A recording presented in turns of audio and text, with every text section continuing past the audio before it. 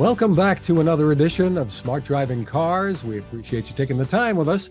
I'm Fred Fishkin, along with the Faculty Chair of Autonomous Vehicle Engineering at Princeton University, Alain Kornhauser. Hi, Alain. Hey, good morning, Fred. Good morning. I'm a bit under the weather here, but we'll muddle on through. And joining us from Sweden once again is the dispatcher publisher, co-author of the just published book, The Real Case for Driverless Mobility, Michael Sena. Hi, Michael. Hi, Fred. Hi, Ellen. Hey, good morning, Michael. Good evening. Congratulations to both of you. The book is now published. Why don't you tell us a little bit about what went into this and what the thrust of it is to start with? Wow. Go ahead, Michael. Whatever. There's a lot there. There's a lot there. Yes. Yeah. We started this 3 years ago, and put about 2.5 years into writing it, and another half a year, or maybe more like 9 months, once they said, here's you've got the book, now deliver it to us and let's get it published. That took about 9 months, and I think that was the hardest part: getting the permissions, editing it, double editing it, and working together. But it was this week. It was finally done this week. We got our copies, PDF copies. It's on the website, their website, Elsevier, and it's primarily aimed at the professional and university or academic market, and it's kind of priced for the academic market for bulk orders. What's the thrust of it?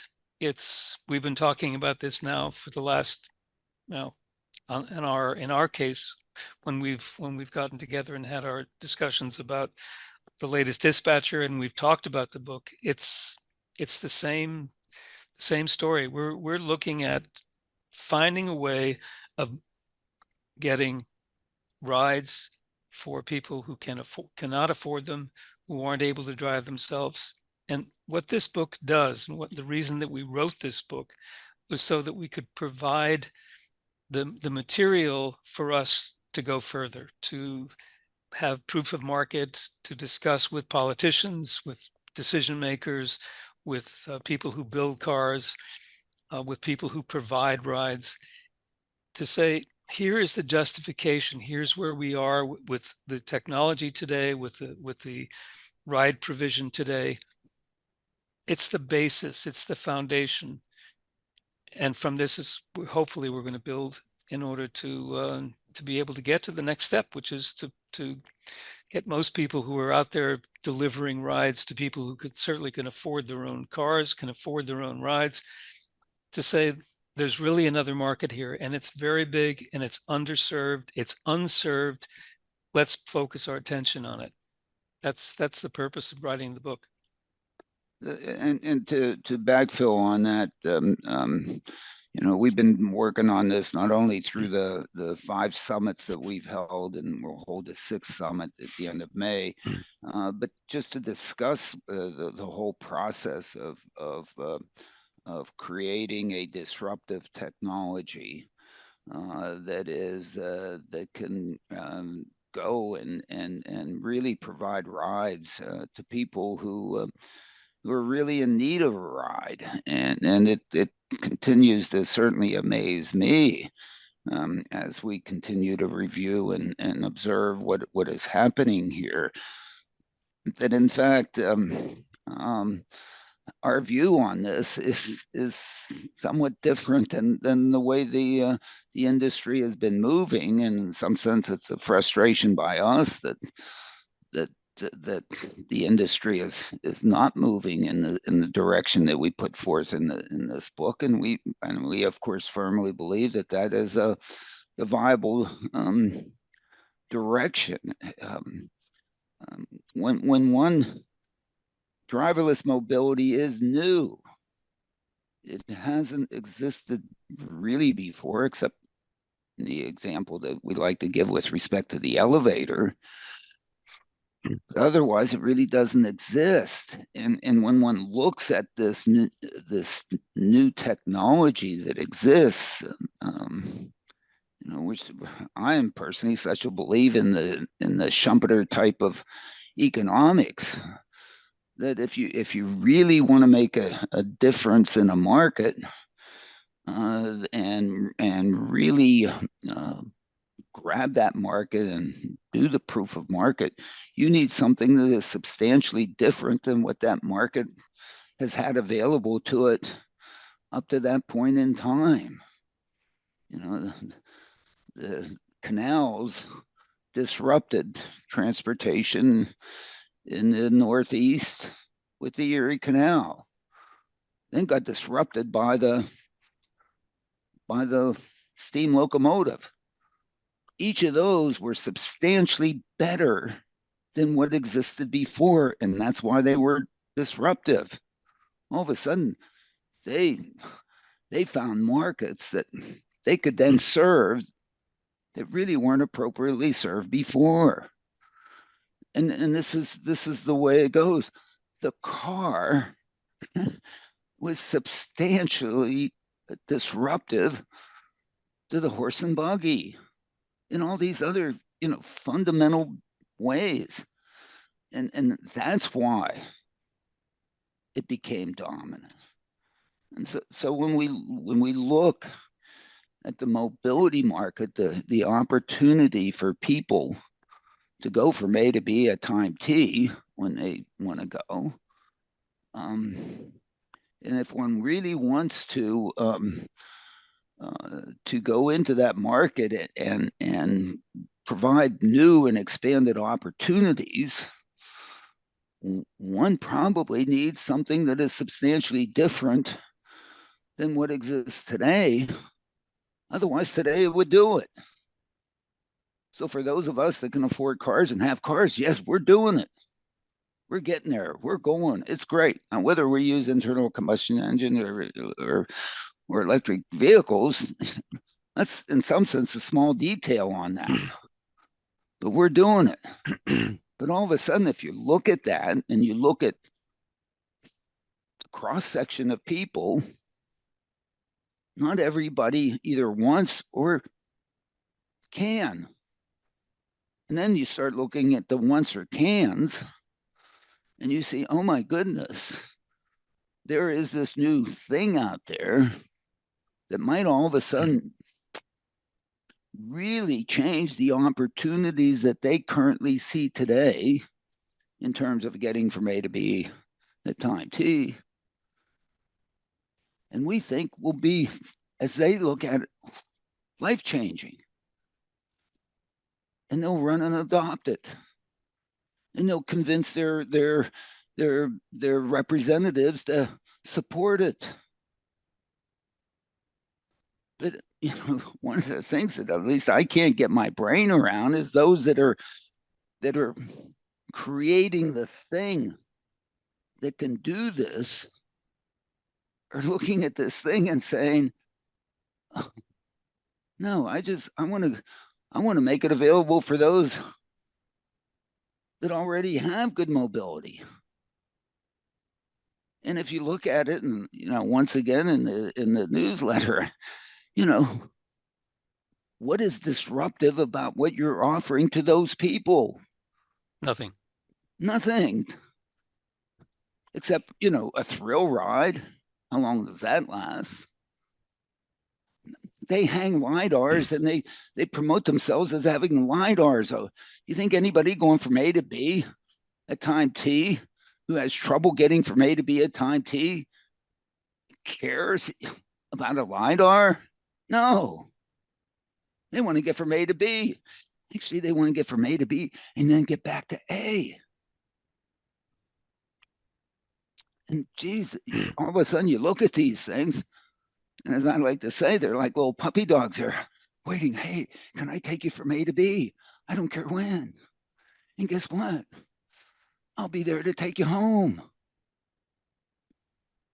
When was that said to the people in San Francisco?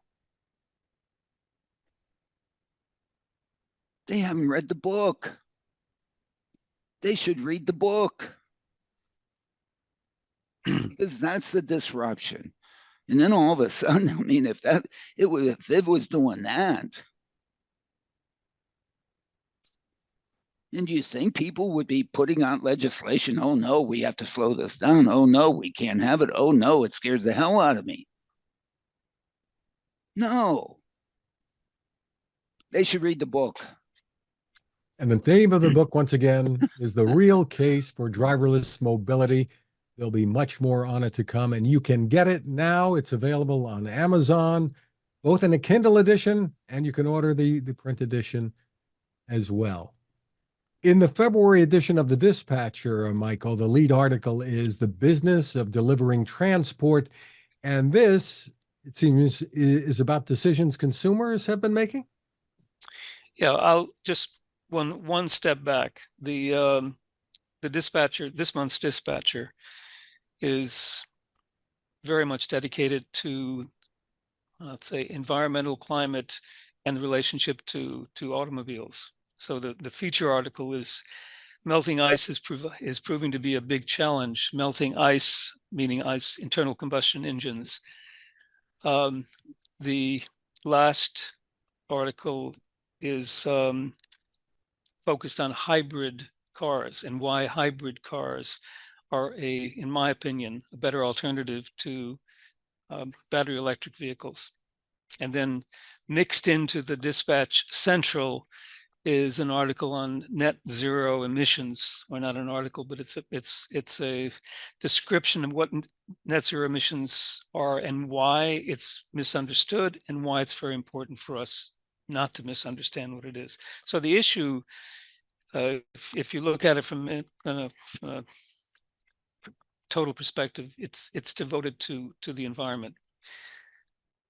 The first article, The Business of Delivering Transport, it starts out by saying that we were on a fast track to China taking over the world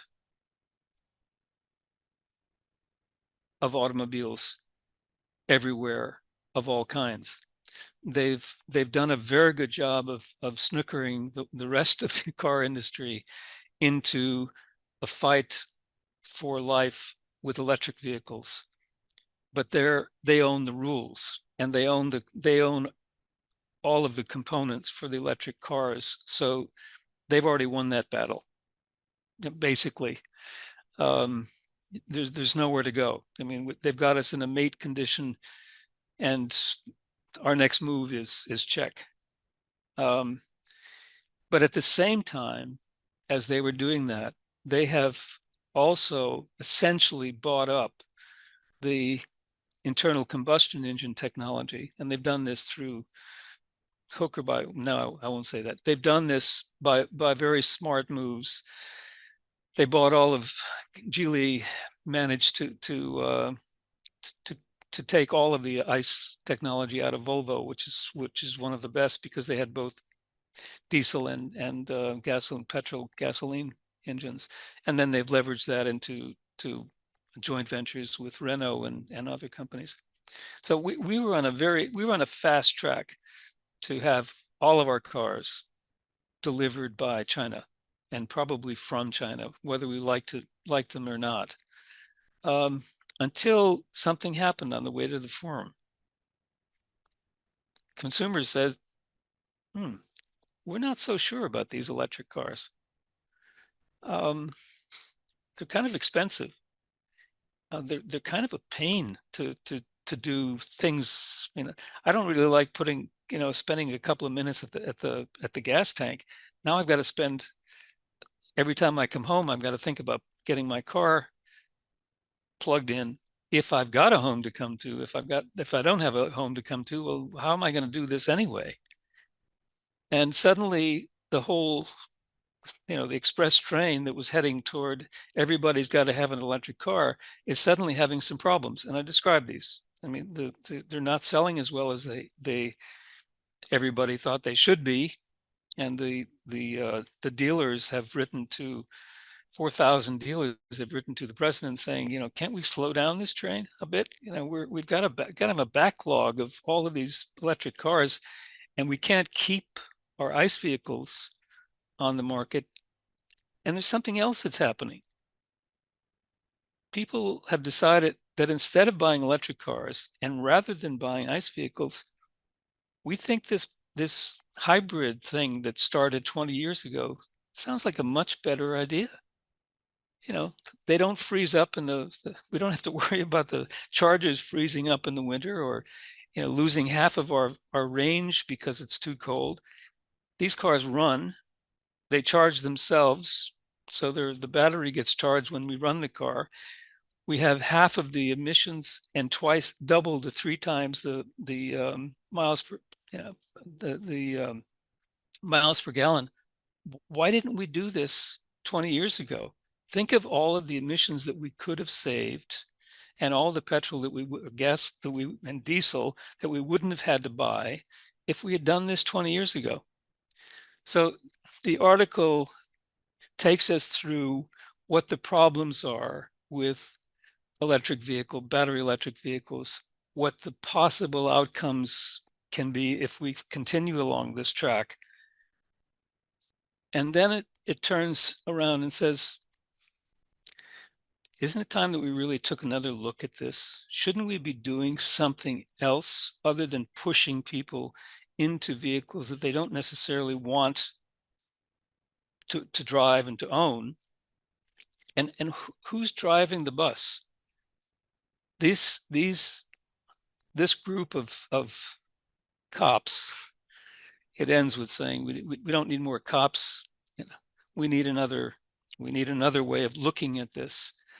And the other way of looking at it is by thinking about what happened after World War II with Bretton Woods, where a group of countries, 40 or 43 countries, while the war was still going on, came up with a design for the economic recovery, which, for better or worse, it took us through the worst part of the after World War II, and then we're managing still from 73 with the oil embargoes and everything else, the move to gold, etc.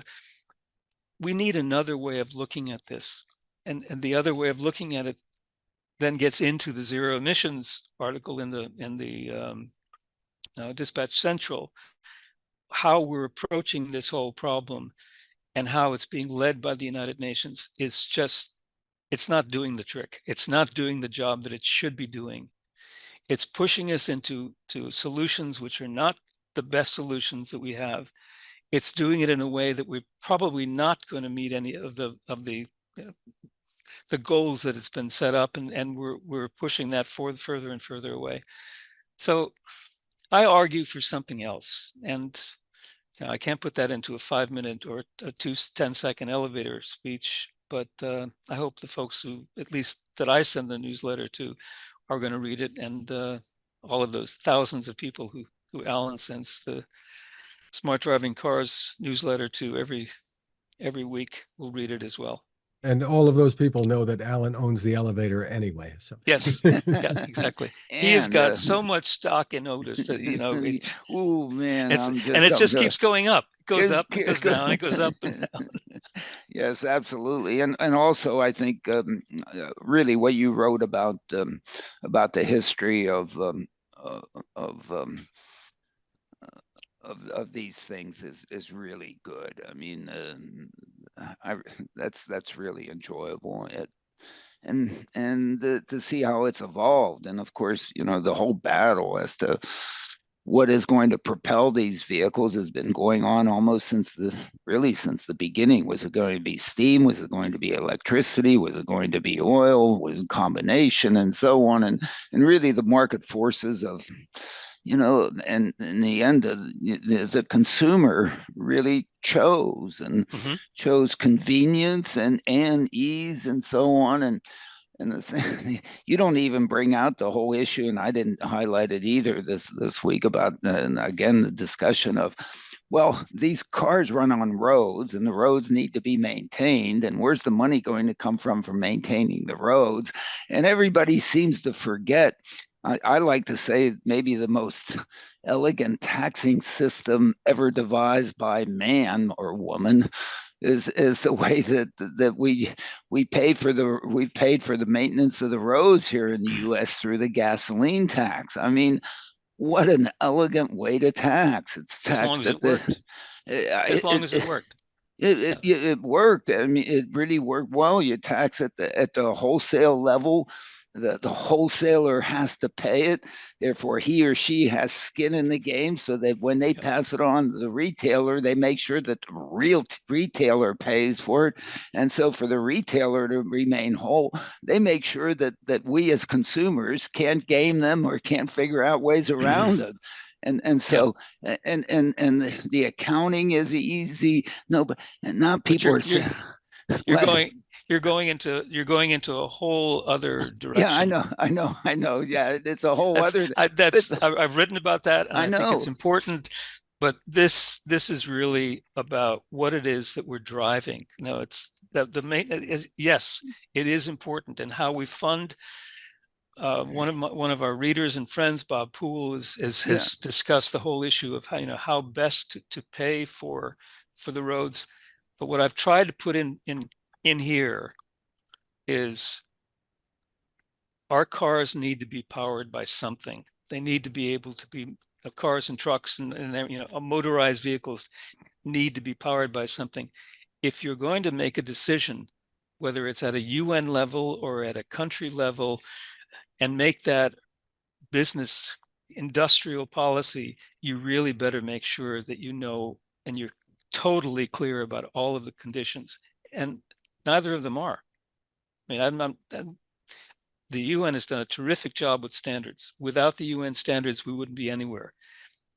But for them to be in the business through these cops, through their investment, enormous amounts of money that is spent in having these meetings to discuss things that could, they don't need to be discussed, that decisions need to be made, and decisions are not necessarily made at the UN level except for standards.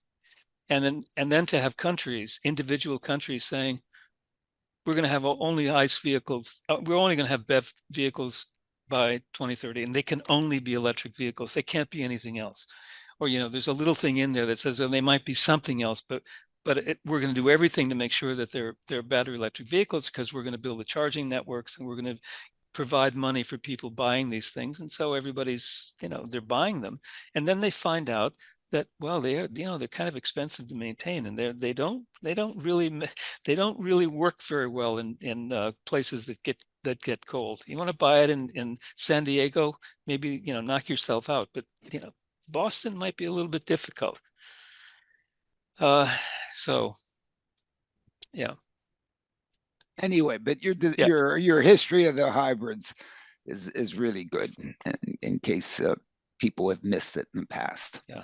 A couple of other pieces that you had in here, Michael, that maybe we can touch on quickly. Another headline was NHTSA has finally stood up to Tesla. Yeah, they finally stood up to Tesla. I mean, they've been grabbing them around the neck and getting dragged into the end zone by Tesla. But they're gradually moving down toward the knees, and it'll get them around the ankles, and they're going to get them down, one way or the other. Tesla's done a very, very good job of dissing of NHTSA, and they've done the same thing. They're doing the same thing here in Sweden. I mean, for different reasons, and I've written about that as well, about the collective bargaining, and we don't want unions and all that stuff. They did it in Germany when they were moving in there, like, we can leave Germany. We don't have to come here. Just make everything fine for us, and we'll move in. It's this attitude. And NHTSA has backed off many times. They're not backing off now. They've done a very good job, and they're going to continue to do a good job of moving on Tesla to make sure that Tesla is not doing the wrong thing. And gradually, Tesla's approach is, well, we'll do an OTA, over-the-air update, everything will be fine. Well, there's enough evidence to show that over-the-air updates don't always work. They don't always get to the cars. There are lots of reasons why cars, why people have to get their cars into places where they can make sure that things happen. If we're not at a point yet where all cars can be reached at all times, even if Tesla thinks that they can, I'd like to see the statistics on how many cars, when an OTA update is made, don't get that update. It's not processed. It takes 8 hours for some of these updates to occur. And most of those updates occur when the car is plugged in overnight getting charged, because the battery has to be operating. You can't do an over-the-air updating if the car isn't running. This is one of the reasons why Tesla has been able to do over-the-air updates, because you plug the car in, the car is open, it gets all of the data. With most cars, if the car is not running, that's why we haven't had over-the-air updating. But that's another old issue, and I have written about that as well. So Tesla can do the right thing, but it needs to get its attention needs to be focused on getting those things done. And NHTSA's like, they've got them now they're getting down to the knees. They're going to get down to the ankles. It's probably in the end good for Tesla. Right. It is in the end good for everybody. Tesla. It's good for everybody. I mean, the idea here is to make it good for everybody. And that's what Michael is really saying here. But as you can tell, Michael was a football player and football star at Princeton and so on. And star? Therefore, no star. My roommates were stars. No star. No stars for me. I played. Cosmo Iacovazzi was a star too. He was your neighbor. He was your neighbor. He was your neighbor, and so on. But the issue is there's no alls or no nones in anything, and so on. But I happen to be a fan of over-the-air updating, simply because one can do so much. One can figure out maybe what is good and put it out there. And I think to get a good working relationship between Tesla and NHTSA is really good, because I think in the end I believe everybody wants to make these darn things safe. There's exactly being unsafe doesn't, and we'll get into that, I'm sure, in a couple of minutes here. But safety, we should all be cooperating on safety, competing on safety. That is not the competitive ball game, because nobody wins on that. Everybody gets hurt. Everybody gets a concussion on this. They're all on concussion protocol. You're out of here. Anyway, Fred, take us along. Michael, I don't know if you want to comment on another piece that you have. Volvo Cars is worst in class and rate of return. And we're talking about share price here, right? Yeah, we are. And then I worked for AB Volvo, and that was when Volvo Cars was part of the entire organization. And then I worked as a consultant for over 12 years after Volvo was sold to Ford, and I was still working for Volvo as a consultant when Geely bought Volvo. So I've seen it through a number of generations, and I had just left my last consulting assignment that was connected, not directly for Volvo, but a Volvo owned company, when the head of Håkan Samuelsson, who had run the company and done a terrific job, had left, and the new CEO came in. This company is wandering in the desert, and it's got a leader who doesn't really know the business. I mean, he's doing the best job as he possibly can, but he clearly is there because he's not Håkan Samuelsson. He's not somebody who knows more than Li Shufu and can tell him, you may know this in your market, but this is the way the car business works. And so now the company is drifting. I mean, there's no reason why there should be a Zeekr, a Lynk & Co., and a Polestar. These are all built on the Volvo platforms. They're all built with the knowledge that Volvo has created. Volvo's sales are, kind of around 700, 800,000. If they had just not let these cars go out in order to get them out of the market and get some money from the stock market, and kept those inside of Volvo would have a broad mix of cars that could solve a lot of different problems in many different markets. If they had not taken the ICE vehicles out of them, they could have continue to be sold in places where battery electric vehicles will never be sold at all, and build the value into Volvo. But instead, they're draining everything out of Volvo instead of letting it, let it build up the way it was built up. So there are two things that I think that should happen. Either Geely just gets totally out of the way and lets Volvo be sold or build on itself, or bring these other vehicles into Volvo and focus on Volvo as a company, and let the stock build up, let the value build up in Volvo.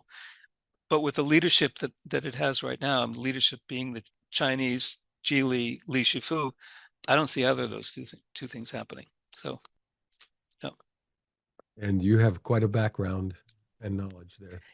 Yeah, and I don't have any. I have no stock in Volvo cars or any of the cars that are around it. I have no connection whatsoever at this point. I mean, I worked for the company, and I worked for a very, very good company, and spent many years working inside the company, working outside the company. I do have stock in AB Volvo, and that stock has been I got it when I was working for them. I'm not like some people that I know who have, stock holdings. I'm not a stock guy. I never have been a stock guy, but I got that stock when I was working for them. And goodness, I mean, I keep looking at it and saying, did I make that decision, or did they just give it to me? Because AB Volvo is doing very well. It's doing well in terms of the stock value, market value, as well as dividends. But unfortunately, Volvo Cars isn't. Tell us about the crew comments section that you have in the dispatcher. Yeah, just in general, I decided 4 or 5 months ago that there should be some place where people who do write to me, and sometimes I get a lot of notes back, sometimes I don't get any, but when I do get notes back, I said, this might be a good idea. And I don't have a blog, and I don't do the social media thing, but maybe if they'd let me, I'll put their words into the newsletter. And if they want their name on it, fine. If they don't, will you let me do it anyway without your name? And it's worked out pretty well. I mean, I've gotten some really, really good. Next month's issue is going to be full, because I sent out a note on BEVs get cold, and I just got a ton of mail back. A couple of them were, yeah, maybe yours does, but mine doesn't. I love my Nissan, whatever it is, or I love my whatever car. Nobody wrote back and said I love my Tesla, but but then I got a lot of notes saying, totally right, and I own one, and I don't drive it. It's got cold and all this other stuff. So the next issue, there are going to be lots of these. So Fred, you should write to him. You can say, I love my Tesla. No. Worked out fine so far, but then again, I'm not at 20 below zero, right? Mm-hmm. Yeah. Well, yeah, but you can write back and say, well, I'm not at 20 below, and I'm fine. Yeah. And Fred, I'd love to have your comments in the next issue. Terrific. I remember my 20 below in Minneapolis with a BMW 2002, whatever year that was. It wasn't 2002, it was 1972. Mm-hmm. Man, you needed a heater, and that sucker had to take the bus.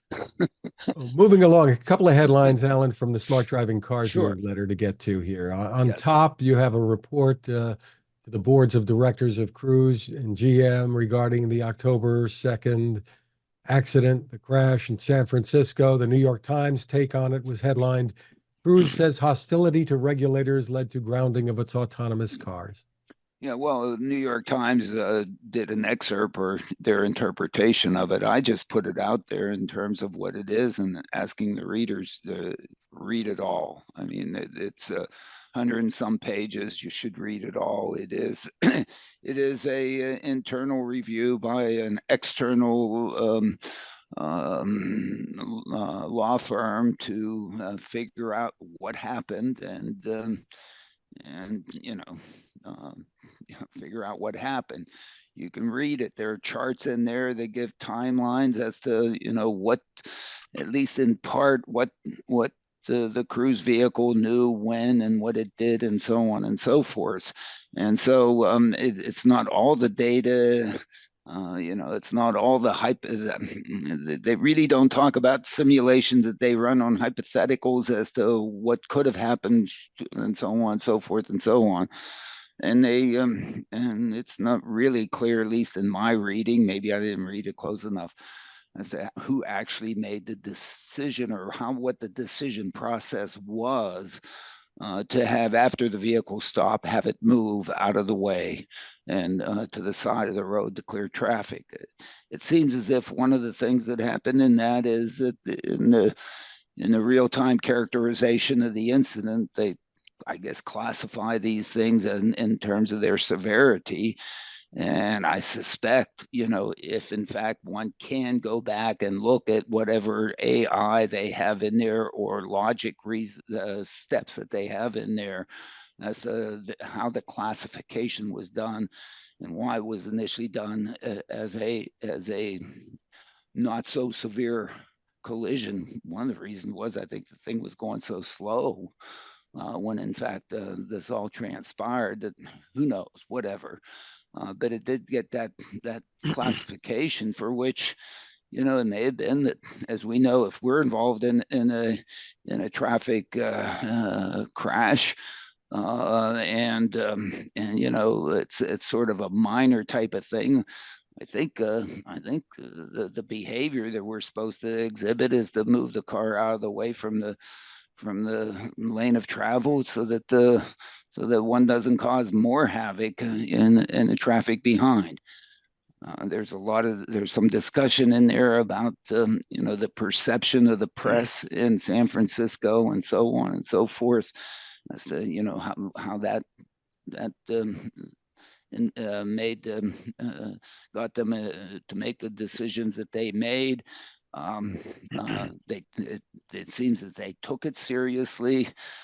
They basically had I think they called it a war room. Excuse me if I didn't characterize it correctly, but as one would expect, any of these companies doing this, in case there's an incident, they've done preparations of these things. They must have practiced this, as to what they do, how they figure out how they're going to try to get through it. And it's doesn't seem like it was new. I don't think they explicitly said that they had practice runs of these kinds of things, but at one point they said they had 70 or 100 people in a room discussing what should be their response in somewhat real time. Seems like that's an appropriate way to behave. But as it comes out, they probably weren't completely forthright. And there's some, I guess I just put out there, at least there are 3 lessons that we need to learn from this, is out of all this, is certainly one of them, the big one. And I know the big one that I taught to my class as this was unfolding, which I think my class last semester has learned. And when they become CEOs, they will make sure that they do that, is that the cover up is worse than the crime. I mean, you just whenever something happens, you just have to come clean, especially with things having to do with safety. And in fact, we've argued here, and we've argued almost forever, that with respect to not only driverless technology, but the whole mobility field, we should be cooperating on safety. We shouldn't be competing on safety. Okay? Because if any one of us is unsafe, that rubs off on everybody.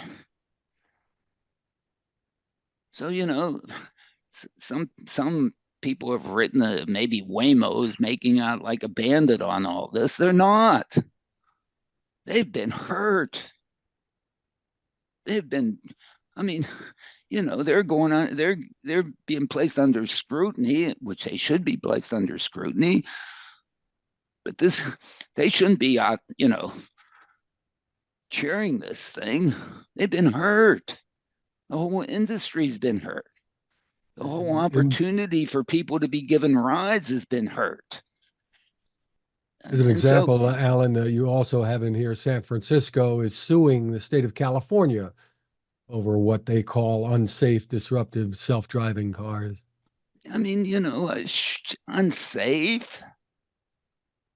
Okay, they failed to look under the car before they moved it over to the side of the road. I mean, they failed to do that. I failed to do that once, and I ran over my dog. And in fact, looking under the car when it's stationary is very different than looking under the car when you're moving or looking at. All these cars have to do, they need to do two things: pass over obstacles safely and pass under obstacles safely as they're moving forward. That's the only two things these things need to do. And making sure that you do that when you're moving is anticipating what may chop you off at the headline, or what you may all of a sudden not be able to pass over. That's an anticipation. And I don't know what they did in the design and so on and so forth. When you get started, it's a different thing. You're stationary. You want to sense what is there. So basically, you have to go there and look. I don't think any of these cars have a camera underneath that looks as to whether or not there's anything underneath when you're about to get started. Not that that's necessarily the solution here. And how often does it happen? It only happens when you get started, as opposed to every nanosecond as you're going down the road.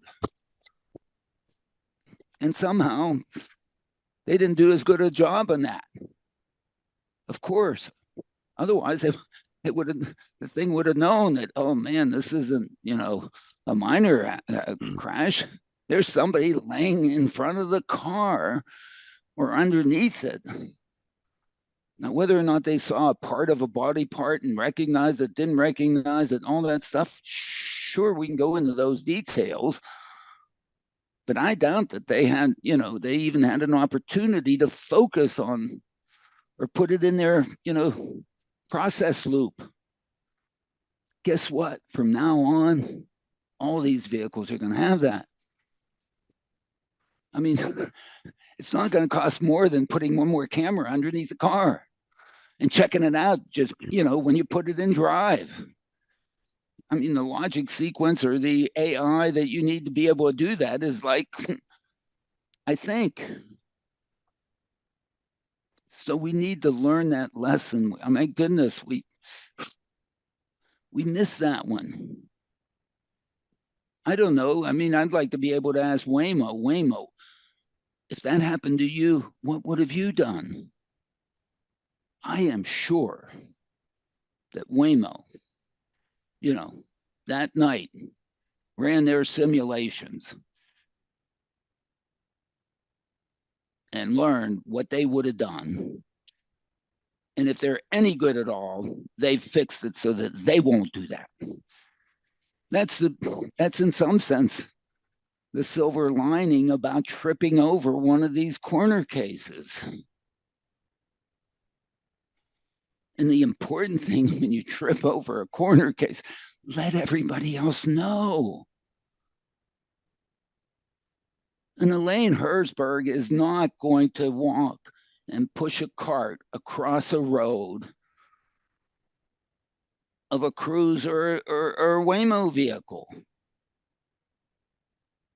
Because she's the person who was she's the person who was killed by the by Uber vehicle, yeah, Uber driver, Uber software.